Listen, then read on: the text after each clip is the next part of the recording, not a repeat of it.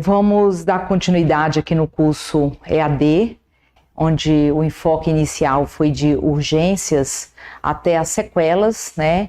E o tema proposto hoje nessa aula vai ser o protocolo terapêutico em dentes com risogênese incompleta, onde eu vou enfocar o protocolo da apsificação, e depois, na segunda parte, vai ser o protocolo da revascularização pulpar, que é um dos procedimentos hoje mais atualizado em relação ao protocolo da risogênese incompleta.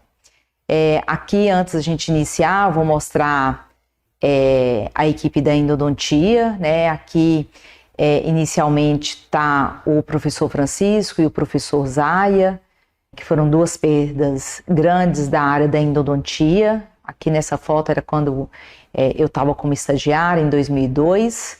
E essa aqui é a foto mais recente, né? O professor José Flávio, o professor Caio, a professora Brenda, eu e a professora Marina, que mais recentemente também para a equipe tem a professora Thalita.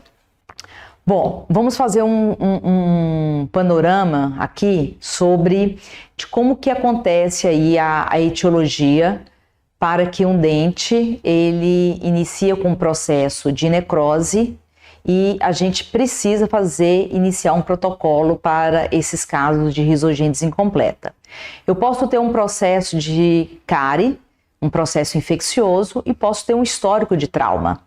Frente a essas duas situações, cárie e histórico de trauma, a longo prazo eu posso ter uma interrupção do complemento da formação radicular, desse ápice radicular, né? E durante os testes de vitalidade, que foi comentado nas aulas anteriores, onde esse dente já está necrosado, vem a dúvida do endodontista ou do clínico, né, ou mesmo do aluno do último período aí da faculdade, que também está fazendo parte desse curso, e qual o protocolo, né? Qual o protocolo que eu devo utilizar?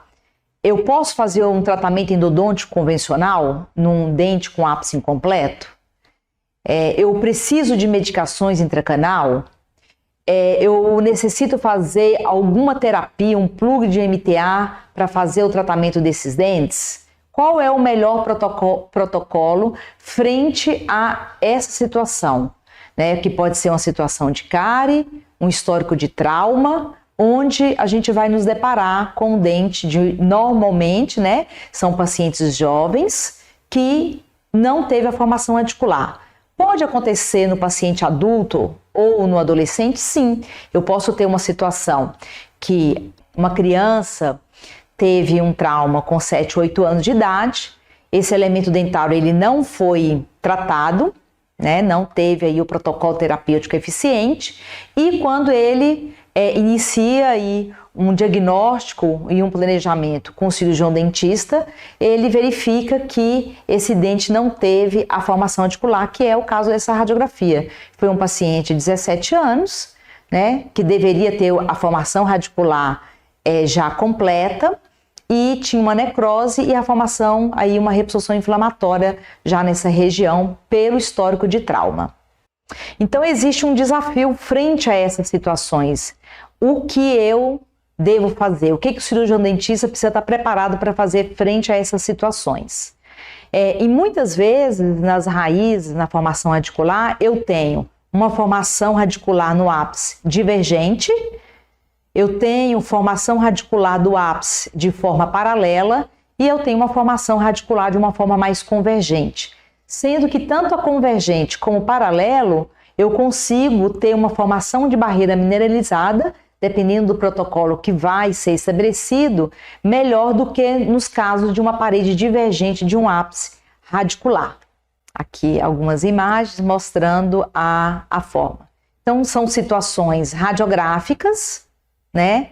E vem aí a pergunta: qual o protocolo ideal para esses casos de risogênese incompleta?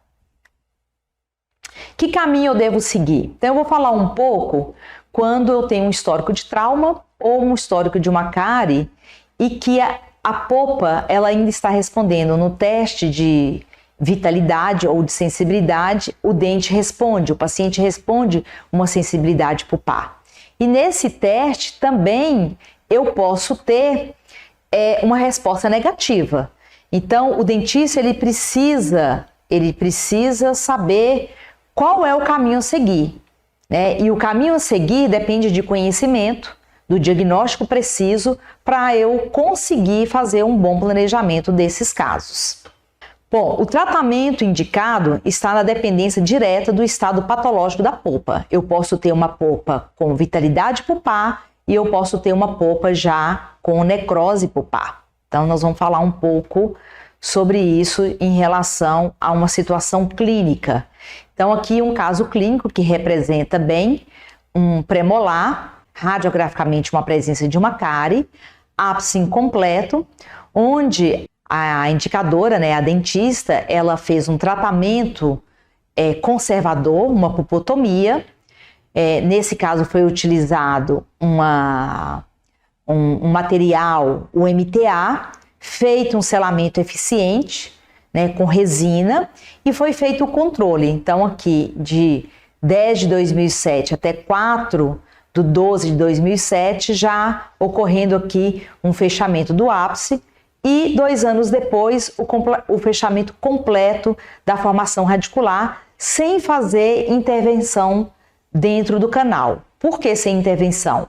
Porque a polpa tinha vitalidade, ela tinha sensibilidade pulpar. Então, por isso, ocorreu um apsigênese, ocorreu uma formação fisiológica desse ápice, sem necessidade de fazer um protocolo terapêutico para induzir uma formação mineralizadora aqui, né? Uma barreira mineralizadora.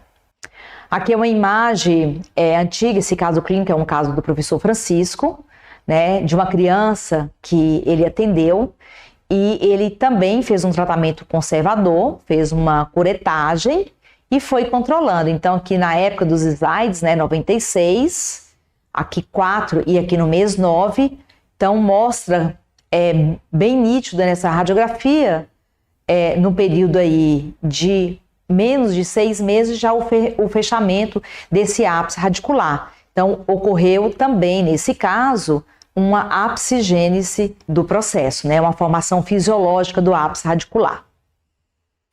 Aqui, clinicamente, uma criança que passou pelo serviço de urgência infantil da faculdade, um segundo molar, paciente com histórico aí, de cárie inicial, foi feito aqui uma curetagem, né? Então dá para ver bem aí um sangramento mais abundante dessa polpa.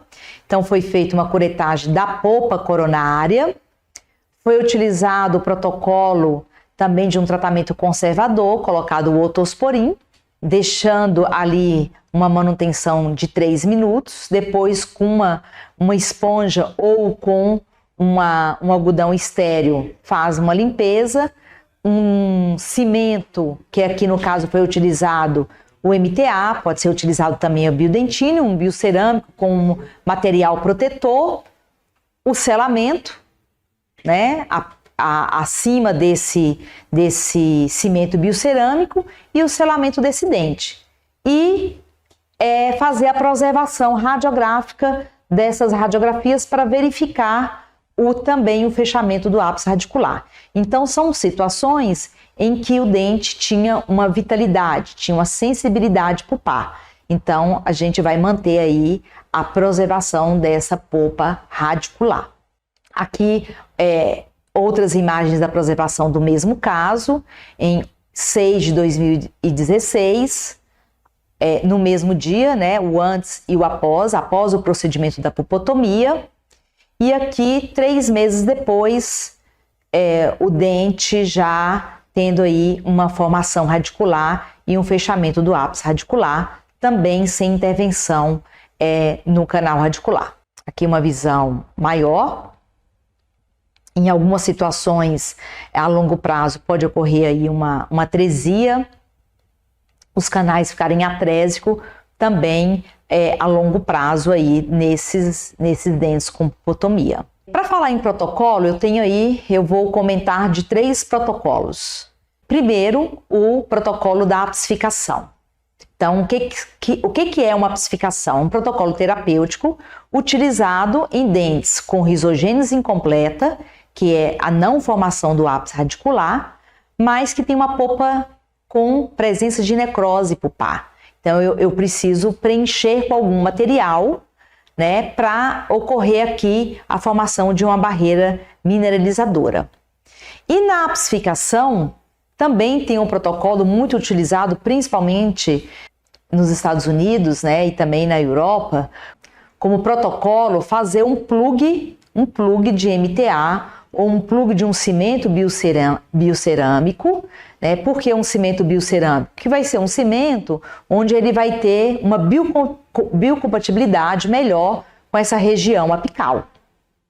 E o terceiro protocolo, que vai ser o final dessa aula, vai ser o protocolo da revascularização pulpar ou revitalização pulpar, que também é, né, preconizado para dentes com necrose e dentes com formação com risogênese incompleta. Então, nós vamos falar dos dois protocolos, o protocolo com apsificação e o protocolo da revascularização pulpar, ou, cientificamente, a gente hoje classifica como tratamento endodôntico regenerativo. Aqui é uma imagem ilustrativa de um antes e após. Então, aqui uma criança de 7 anos.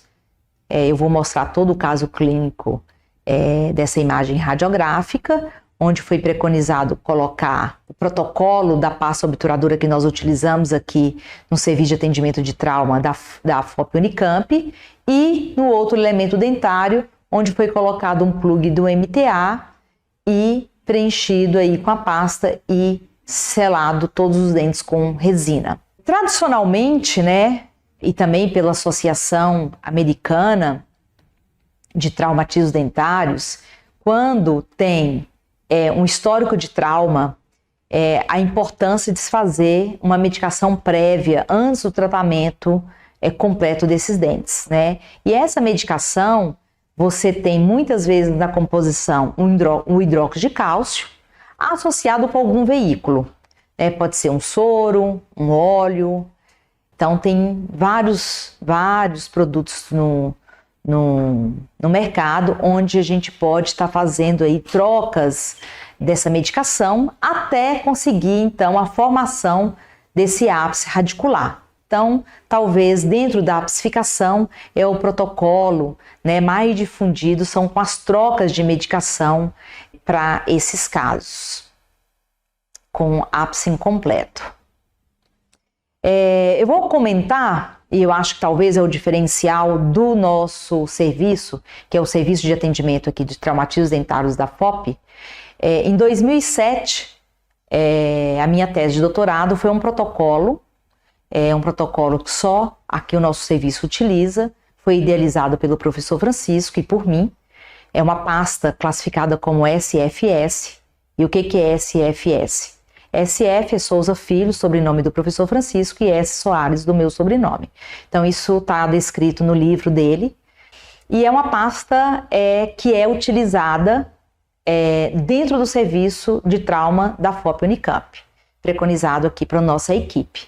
Então, hidróxido de cálcio, eu vou falar de todo esse protocolo, como que é feita essa associação, como é feita essa inserção dessa pasta, né? E que radiograficamente ela fica como um dente, com característica que um dente colocado em inserção de guta é um cimento. E aqui é um protocolo de uma pasta. Então eu vou falar as vantagens e a forma de inserção dessa pasta obturadora, que também é utilizada nos casos de apsificação.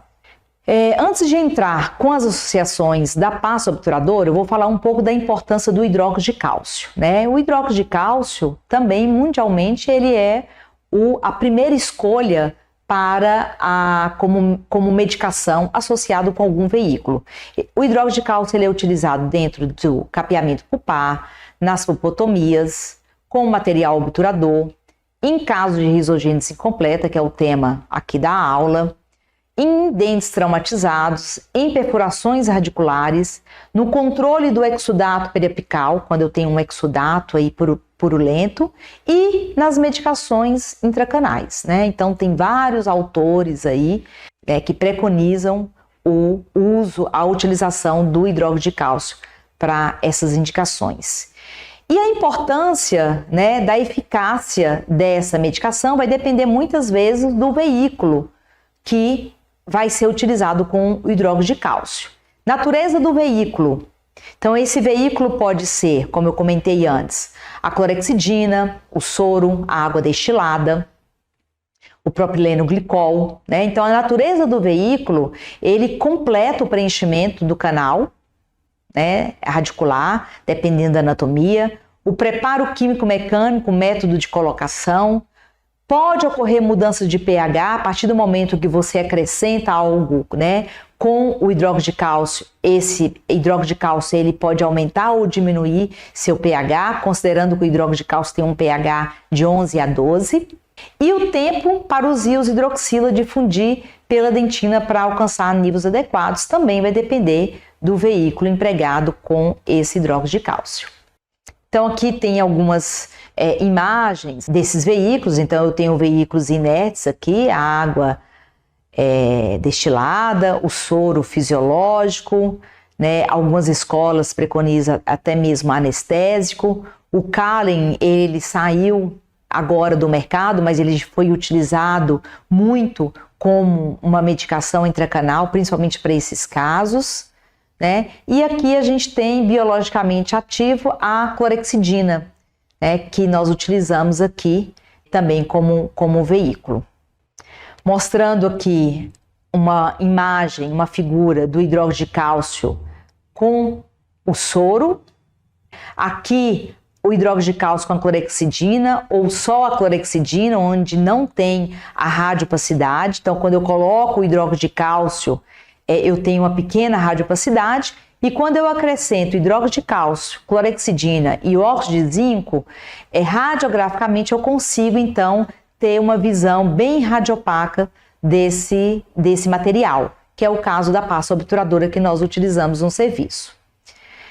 Limitações do hidróxido de cálcio, né? Tem alguns estudos onde foi feito culturas bacterianas, né? Tem a linha de pesquisa da professora Brenda, onde existe limitações do hidróxido de cálcio frente a algumas bactérias, né, principalmente ao Enterococcus faecalis. Então, em algumas situações, é importante essa associação com outros veículos biologicamente ativos que pode aí sim combater ou ser capaz de sobreviver a pH mais alto e conseguir aí uma eficiência nessa descontaminação desses canais contaminados.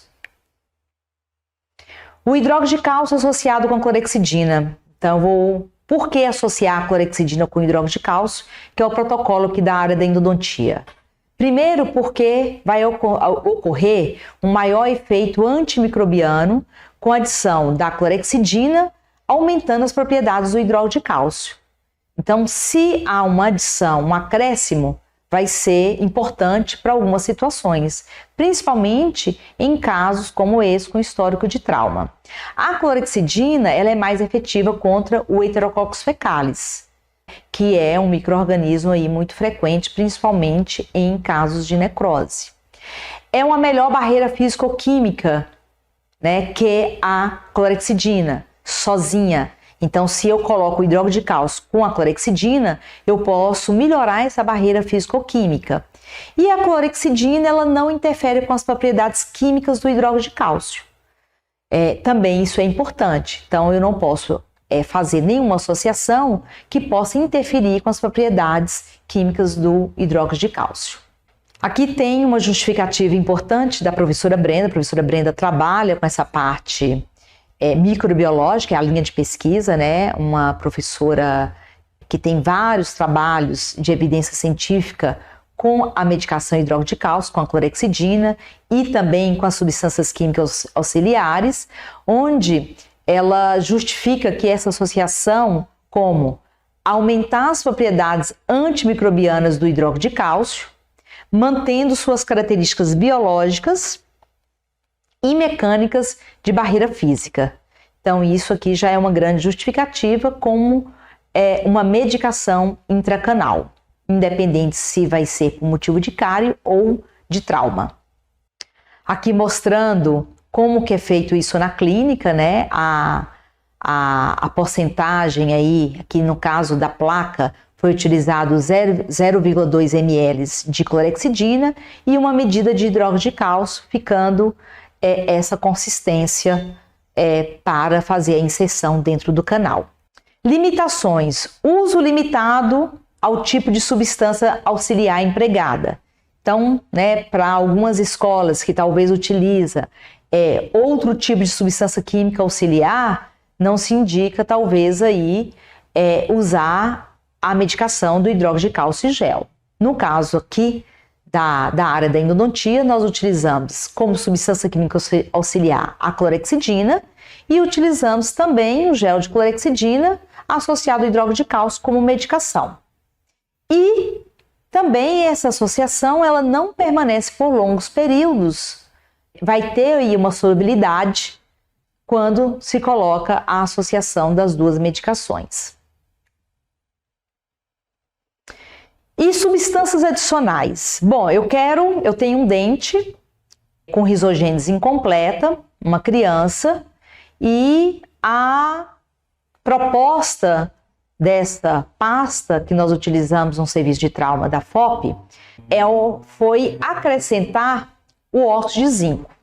Tem vários materiais, substâncias adicionais utilizadas para aumentar essas propriedades físico-químicas dessa associação. O carbonato de bismuto, o sulfato de bário, o próprio iodoforme e o óxido de zinco. Então eu tenho aí óxido de zircônia, também muito utilizado hoje pensando nas medicações mesmo biocerâmicas. E esse óxido de zinco, ele é um pó branco amarelado, inodoro, amorfo, insolúvel na água e no álcool, radiopaco e ligeiramente antisséptico. O óxido de zinco associado à água destilada, ele inibe o crescimento do Enterococcus fecalis por 24 horas. Foi um trabalho que foi realizado com cultura, utilizando o Enterococcus fecalis, mostrando que o óxido de zinco conseguiu fazer uma inibição por 24 horas. Então, mostrando que o óxido de zinco seria uma boa indicação para aumentar a radiopacidade e também para ser um material que poderia auxiliar aí na descontaminação do canal radicular. Outras atividades ou propriedades do óxido de zinco: atuação no processo de reparo, integridade do sistema imune, atividade citoprotetora da mucosa gástrica. Então, por exemplo, algumas medicações, quando o paciente tem algum distúrbio alimentar, tem o óxido de zinco associado, ação antihelmítica e inibidor de metalosproteinase. Então, ele é um pó que ele é utilizado como radiopacificador, mas que ele também tem várias propriedades que podem auxiliar na parte aí do processo inflamatório. E essa foi a proposta do protocolo utilizado aqui no serviço nosso de traumatismos dentários, que foi associar a medicação que a gente já preconiza com os alunos da graduação e mesmo na pós-graduação como medicação, que é o hidróxido de cálcio e a clorexidina, e a gente acrescentou o óxido de zinco. Com então, esses são os três materiais, aqui a clorexidina, o óxido de zinco e o hidróxido de cálcio. No próximo slide, eu vou mostrar esse protocolo, como é que é essa proporção. E também no final do curso a gente vai estar mostrando, fazendo aí alguns vídeos hands-on, uma demonstração de como que faz essa inserção realmente dentro do canal radicular. Aqui é apenas ilustrativo, com figuras, mas a gente vai também fazer vídeo demonstrando essa inserção. Então aqui o antes e após a inserção dessa pasta obturadora. Quando eu acrescento esse óxido de zinco, há uma necessidade de contraste. Então, eu tiro uma radiografia e eu verifico que essa pasta ou essa medicação, ela permanece por todo o conduto, Quando eu acrescento apenas clorexidina e hidróxido de cálcio, radiograficamente eu não consigo ver esse contraste. Então, por isso a importância de colocar um radiopacificador para esses casos de medicação onde eu quero mantê-la por mais tempo. Indicado para traumas severos, luxações e avulsões seguidas de reimplante, com presença de reabsorções radiculares, necessidade de um período longo entre as visitas e um tempo mais do que 30 dias.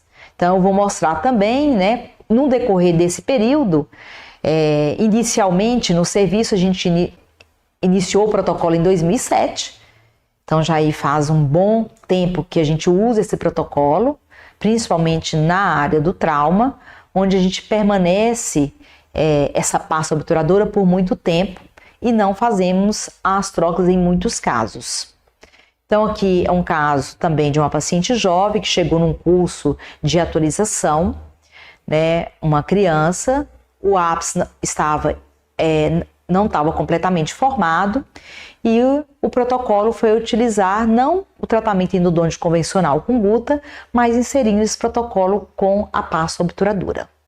Aqui um trabalho que foi orientado pela professora Brenda, né? Porque quando você inicia algo que não tem na literatura, existe aí alguns questionamentos. Será que essa associação ela vai ter uma atividade antimicrobiana? Então aqui dá para ver nitidamente o halo de inibição da clorexidina.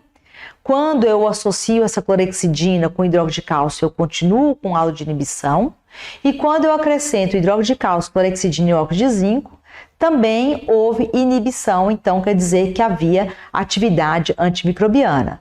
Então, mostrando, né, através de trabalhos com cultura, né, aqui a ação antimicrobiana da medicação intracanal na raiz externa. Então, foi um trabalho que foi com a participação aí do Francisco Montanhé, que hoje é professor da Federal de Porto Alegre, mostrando aí a efetividade dessa associação dessa pasta obturadora. Aqui são todos os professores que participaram do dia da defesa de doutorado. Então, isso aqui foi a defesa em 2007, né? Foi esse protocolo que foi proposto dessa pasta obturadora. Então eu vou comentar da consistência dessa pasta. Então aqui dá para já verificar que é uma consistência de uma pasta como se fosse um cotozol. Eu não consigo inserir com limas, eu tenho que ter condensadores próprios para fazer essa inserção, né? Vai depender do calibre do canal. E fazer também radiografias dessa região apical para verificar se houve o preenchimento completo dessa região apical. Essa dissertação, né, essa tese, ela foi defendida em 2007 e em 2010 nós ganhamos o prêmio brasileiro como uma proposta efetiva para dentes traumatizados, né, foi selecionado esse trabalho. E a gente também teve a oportunidade de apresentar esse trabalho na Itália, onde tinha muitos países concorrendo para mostrar a efetividade dessa pasta, e a gente ficou também no segundo lugar com os outros países. Então, mostrando aí que é uma proposta relevante para dentes traumatizados.